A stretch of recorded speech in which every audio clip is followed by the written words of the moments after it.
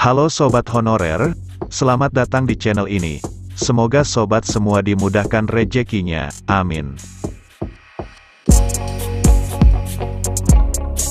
Di video ini, saya akan berbagi informasi tentang honorer pegawai pemerintah dengan perjanjian kerja atau yang kita kenal PPPK.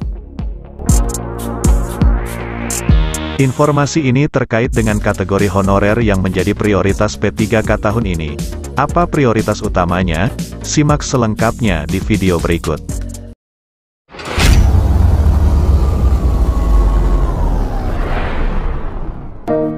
Azwar Anas, selaku Menteri Pendayagunaan Aparatur Negara dan Reformasi Birokrasi, melaksanakan rapat koordinasi dengan seluruh pemerintah kabupaten, atau APKASI, yang diselenggarakan pada bulan September tahun 2022, yang membahas mengenai tenaga honorer, atau non-aparatur sipil negara, dalam upaya penyelesaiannya. Pada rapat tersebut, Azwar Anas selaku Menteri, menjelaskan bahwa, akan ada dua kategori tenaga honorer atau non-aparatur sipil negara, yang akan menjadi prioritas, dalam penyelesaian statusnya, menjadi aparatur sipil negara. Sebelumnya, proses pendataan honorer, atau tenaga non-aparatur sipil negara, telah dilakukan pejabat pembina kepegawaian, bersama Badan Kepegawaian Negara, yang bertujuan untuk pemetaan jumlah non-aparatur sipil negara, yang ada di lingkungan pemerintah baik pusat, maupun daerah. Bupati selaku pejabat pembina kepegawaian, diminta Menteri Azwar Anas, agar selalu mengawasi proses pendataan tenaga honorer, atau non-aparatur sipil negara, agar sesuai dengan syarat yang berlaku. Selain itu, beliau juga menyampaikan bahwa, di tahun 2022 ini, akan ada dua kategori honorer yang diprioritaskan, atau non-aparatur sipil negara, yang menjadi prioritas utama dalam pengangkatan, menjadi aparatur sipil negara. Pemerintah, memprioritaskan pengadaan aparatur sipil negara tahun ini, untuk pelayanan dasar, yaitu guru dan kesehatan, tetapi, tidak mengenyampingkan jabatan lainnya, ucap Menteri Azwar Anas, dalam rapat koordinasi bersama APKASI tersebut. Selanjutnya, Menteri Azwar Anas juga menambahkan, bahwa akan ada audit data tenaga honorer, atau non-aparatur sipil negara. Hal tersebut, agar dapat dipastikan kesesuaian data honorer, berdasarkan persyaratan yang berlaku.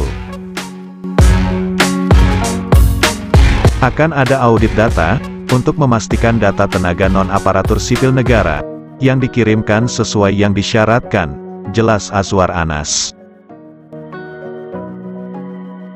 Selain penuturan dari Menteri Pendayagunaan Aparatur Negara dan Reformasi Birokrasi, Alex Denny, selaku Deputi Bidang Sumber Daya Manusia, Kementerian Pendayagunaan Aparatur Negara dan Reformasi Birokrasi, juga mengungkapkan bahwa, jajaran pemerintah dalam hal ini Kementerian Pendayagunaan Aparatur Negara dan Reformasi Birokrasi, akan memprioritaskan penyelesaian tenaga honorer, atau non-aparatur sipil negara.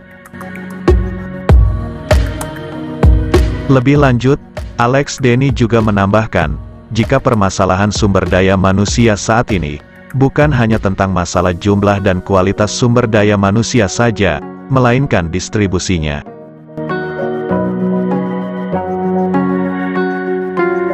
Tidak sedikit aparatur sipil negara, yang baru bekerja 1 tahun di daerah, meminta pindah ke kota, sehingga formasi di daerah menjadi kosong, ucap Alex Denny dalam hal pembukaan formasi pegawai pemerintah dan perjanjian kerja tahun 2022. Selain itu Ketua Umum APKASI, Sutan Rizka, juga menyampaikan bahwa dirinya, bersama asosiasinya, akan terus mendukung segala kebijakan, yang dibuat Kementerian Pendayagunaan Aparatur Negara dan Reformasi Birokrasi. Sutan juga menjelaskan, permasalahan yang terdapat pada penataan tenaga honorer, atau non-aparatur sipil negara, terletak juga pada sisi anggarannya. Jika kita buka formasi pegawai pemerintah dan perjanjian kerja, bagi daerah, maka perlu diperhatikan juga permasalahan anggarannya, sebab di daerah sendiri telah dilakukan refocusing anggaran, jelas Sutan selaku Ketua Umum APKASI.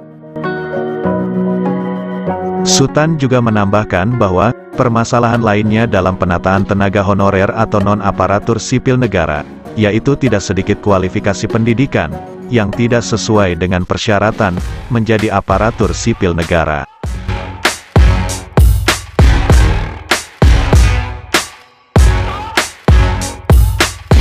Demikian informasi mengenai kategori honorer yang diprioritaskan jadi aparatur sipil negara tahun 2022, resmi dari Kementerian Pendayagunaan Aparatur Negara dan Reformasi Birokrasi. Semoga dapat bermanfaat.